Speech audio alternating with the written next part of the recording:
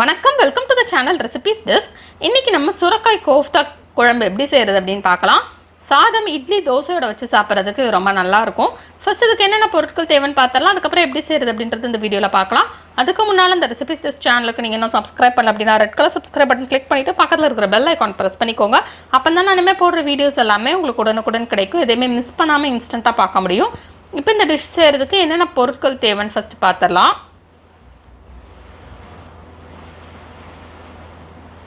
தேவையான பொருட்கள்: ஒரு சுரக்காய். சுரக்காயை வந்து நம்ம தோலெல்லாம் ஃபஸ்ட்டு சீவிடலாம்.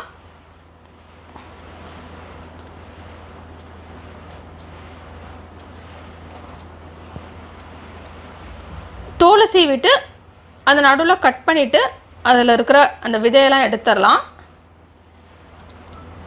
இந்த சுரக்காயை வச்சு நம்ம நார்மலாக கூட்டெல்லாம் செஞ்சு கொடுத்தோம் அப்படின்னா நிறைய பேர் விரும்பி சாப்பிட மாட்டாங்க. ஆனால் இந்த குழம்பு வந்து ரொம்பவே டேஸ்ட்டாக இருக்கும். கண்டிப்பாக எல்லாருமே விரும்பி சாப்பிடுவாங்க. அதனால் நீங்கள் இந்த மாதிரி ட்ரை பண்ணி பாருங்கள். இப்போ தோல்லாம் சீவியாச்சு. இப்போ இதை நடுவில் இப்படி கட் பண்ணிவிட்டு இந்த விதைகள் எல்லாத்தையுமே நம்ம எடுத்து விட்டுலாம்.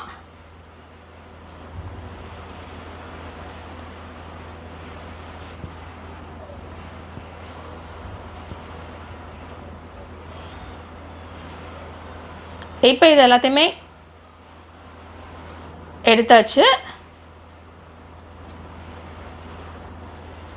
நெக்ஸ்ட்டு இதை நம்ம துருவிடலாம். நம்ம கேரட், பீட்ரூட்லாம் துருவுற மாதிரி இதை வந்து துருவிடலாம். துருவிட்டு இதில் உள்ள அந்த ஜூஸ் எல்லாம் நம்ம தனியாக பிழிஞ்சு எடுத்துடலாம். இந்த மாதிரி பிழிஞ்சிட்டு நம்ம இதை தனியாக எடுத்து வச்சிடலாம். அரை கப் சுரக்காய் துருவல் தேவைப்படும். அதை மட்டும் தனியாக இந்த மாதிரி நம்ம புழிஞ்சு எடுத்து வச்சுக்கலாம்.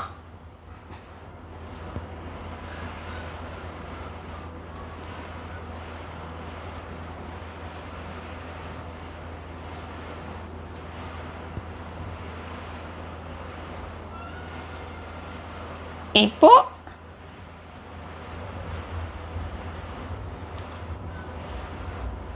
இது எல்லாத்தையுமே புழிஞ்சாச்சு.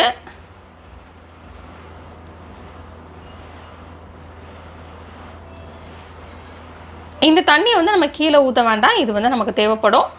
அதனால் இதையும் நம்ம வச்சுக்கலாம். இப்போ மீதி தேவையான பொருட்கள் பார்த்துடலாம். 1/4 டீஸ்பூன் சீரகம், ஒரு பச்சை மிளகாய், அரை கப் கடலை மாவு, மல்லி இலை கொஞ்சம், 10 சின்ன வெங்காயம், 2 தக்காளி, நம்ம ஆல்ரெடி எடுத்து வச்சுருந்த சுரக்காய் அரை கப், அந்த தண்ணி நம்ம தனியாக எடுத்து வச்சுக்கலாம். 2 பெரிய வெங்காயம், 1 டேபிள் ஸ்பூன் அரிசி மாவு, கருவேப்பிலை கொஞ்சம், ஒரு சின்ன துண்டு இஞ்சி, 5 பல் பூண்டு, அரை டீஸ்பூன் மஞ்சள் தூள், 1 டேபிள் ஸ்பூன் வத்தல் தூள்,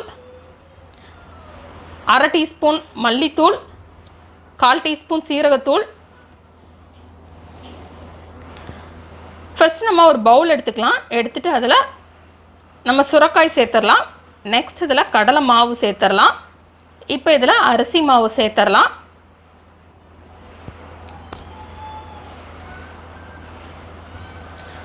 நெக்ஸ்ட் இதில் நம்ம நறுக்கி வச்சுருக்கிற வெங்காயம் சேர்த்துடலாம். நெக்ஸ்ட் இதில் சின்ன சின்ன துண்டாக நறுக்கி வச்சுருக்கிற பச்சை மிளகாய் சேர்த்துடலாம். இப்போ இதுக்கு தேவையான அளவு உப்பு சேர்த்துடலாம். சேர்த்துட்டு இதை நல்லா மிக்ஸ் பண்ணிடலாம். நம்ம சுரக்காயிலேருந்து தண்ணியெல்லாம் புழிஞ்சதுனால இது வந்து ரொம்ப தண்ணி பதம் இருக்காது. அதனால தான் நம்ம ஃபஸ்ட்டே அதில் வந்து தண்ணியை பிழிஞ்சு எடுத்து வச்சுக்கிட்டேன். அந்த சுரக்காயில் வந்து நிறைய தண்ணி கண்டென்ட் இருக்கும். இந்த வாட்டர் கண்டென்ட் ஜாஸ்தியாக இருக்கனால நம்ம ஃபஸ்ட்டே அதை வந்து எடுத்துடலாம். அதை கீழே ஊற்றாமல் நம்ம அதுக்கப்புறம் குழம்புல வந்து ஊற்றிக்கிடலாம். இப்போ இது எல்லாத்தையுமே மிக்ஸ் பண்ணி இதில் சின்ன சின்ன உருண்டைகளாக உருட்டிடலாம்.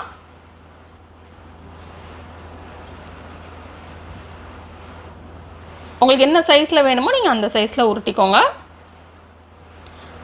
இப்போ நம்ம இதை ஃப்ரை பண்ணிடலாம்.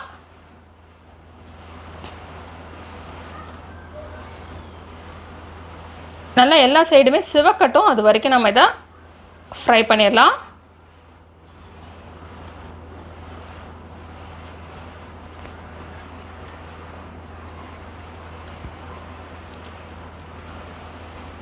நல்லா லோ ஃப்ளேமில் வச்சு ஃப்ரை பண்ணிடலாம். அப்போ தான் அது நல்லா குக் ஆகும். இப்போ இது நல்லா ஃப்ரை ஆகிடுச்சு. இந்த மாதிரி நல்லா ப்ரௌன் கலர் ஆகிற வரைக்கும் நம்ம ஃப்ரை பண்ணிவிட்டு நாம் இப்போ இதை தனியாக எடுத்து வச்சிடலாம். மீதம் உள்ளதே நம்ம அதே மாதிரி ஃப்ரை பண்ணிடலாம். இது எல்லாத்தையுமே ஃப்ரை பண்ணி முடித்ததுக்கப்புறம் மீதம் உள்ள எண்ணெயில் நம்ம இப்போ செய்ய ஆரம்பிச்சிடலாம். இப்போ இதில் சீரகம் சேர்த்துடலாம்.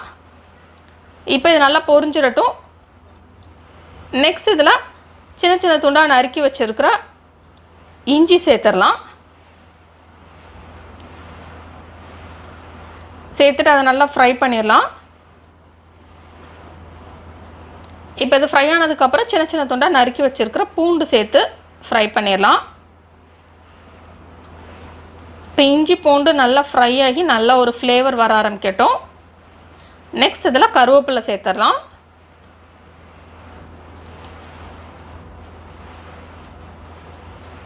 இப்போ இதில் சின்ன சின்ன துண்டாக நறுக்கி வச்சுருக்கிற வெங்காயம் சேர்த்துடலாம். சேர்த்துட்டு வெங்காயம் நல்லா ப்ரௌன் கலர் ஆகட்டும். அது வரைக்கும் நம்ம இதை ஃப்ரை பண்ணிடலாம்.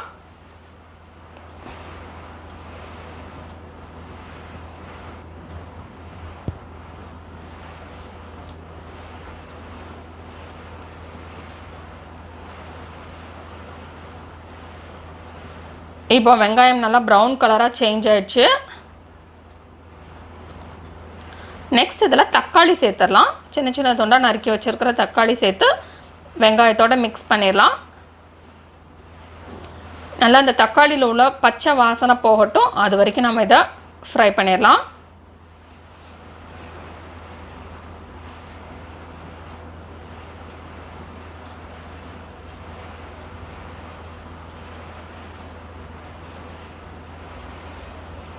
இப்போ நம்ம டிஷ்ஷுக்கு தேவையான அளவு உப்பு சேர்த்துடலாம். உப்பு சேர்த்துட்டோன்னா தக்காளி வந்து குயிக்காக ஃப்ரை ஆயிரும். நம்ம ஆல்ரெடி அந்த கோஃப்தா செய்கிறப்போ அதுலேயும் நம்ம உப்பு சேர்த்துடணும். அதனால் இதுக்கு வந்து மீதம் உள்ளதுக்கு தேவையான அளவு மட்டும் உப்பு சேர்த்தா போதும். இப்போ தக்காளி நல்லா ஃப்ரை ஆகிடுச்சு. நல்லா பச்சை வாசனைலாம் போயிடுச்சு. நல்லா வெங்காயத்தோடு மிக்ஸ் ஆகிடுச்சு. இப்போ இதில் வத்தல் தூள், மல்லித்தூள், சீரகத்தூள், மஞ்சள் தூள் எல்லாமே சேர்த்துடலாம். சேர்த்துட்டு இதை நல்லா மிக்ஸ் பண்ணி விட்டலாம்.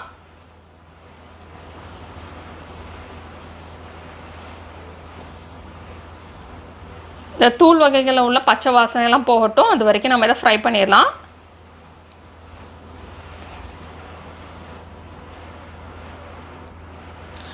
இப்போ இதில் உள்ள பச்சை வாசனையெல்லாம் நல்லா போயிடுச்சு. நெக்ஸ்ட்டு நம்ம அந்த சுரைக்காய் பிழிஞ்சு எடுத்து வச்சிருந்தோம்ல அந்த தண்ணி சேர்த்துடலாம். இப்போ நம்ம கொஞ்சமாக தண்ணி சேர்த்து கொதிக்க விட்டலாம். தேவையான அளவு தண்ணி சேர்த்துக்கோங்க.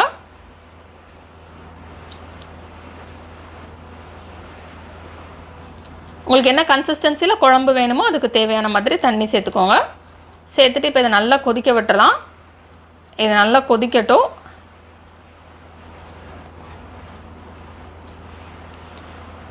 இப்போ இது நல்லா கொதிச்சிருச்சு. இப்போ நம்ம செஞ்சு வச்சுருந்த இந்த உருண்டைகளை உள்ளே சேர்த்துடலாம்.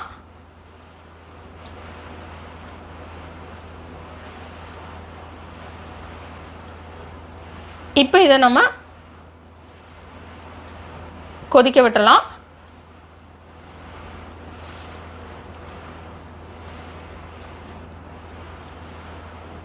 மூடி வச்சு நம்ம ஒரு 3 நிமிஷம் கொதிக்க விட்டால் போதும்.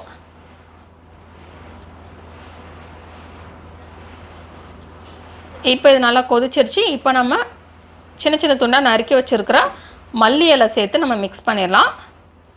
இப்போ நமக்கு சுவையான சுரைக்காய் கோஃப்தா குழம்பு ரெடி.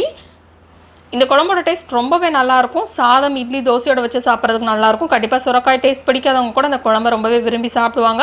இந்த ரெசிபி நீங்கள் வீட்டில் ட்ரை பண்ணி பாருங்கள். இந்த ரெசிபி உங்களுக்கு பிடிச்சிருந்தா லைக் பட்டன் கிளிக் பண்ணுங்கள். உங்கள் ஃப்ரெண்ட்ஸோட இந்த ரெசிபியை ஷேர் பண்ணுங்கள். மறக்காமல் இந்த சேனலுக்கு சப்ஸ்கிரைப் பண்ணிவிட்டு பக்கத்தில் இருக்கிற பெல் ஐக்கான் ப்ரெஸ் பண்ணிக்கோங்க. அப்போ தான் நானுமே போடுற வீடியோஸ் எல்லாமே உங்களுக்கு உடனுக்குடன் கிடைக்கும். எதையுமே மிஸ் பண்ணாமல் இன்ஸ்டண்ட்டாக பார்க்க முடியும். இந்த ரெசிபியை பார்த்ததுக்கு ரொம்ப நன்றி. தொடர்ந்து இந்த சேனலோட இணைந்திருங்கள். புதிய புதிய ரெசிபிகளுக்காக இந்த சுரைக்காய் கோஃப்தா குழம்பு ரெசிபியை ட்ரை பண்ணிவிட்டு எப்படி வந்திருக்கு அப்படின்றத கீழே உள்ள கமெண்ட்ஸ் பாக்ஸில் மறக்காமல் சொல்லுங்கள். இந்த recipes test Facebook page, Instagram link, Twitter link மற்றும் பின்ட்ரெஸ்ட் லிங்க் டிஸ்கிரிப்ஷன் பாக்ஸில் இருக்குது. தேவைப்படுறவங்க நீங்கள் அதையும் ஃபாலோ பண்ணிக்கிடலாம்.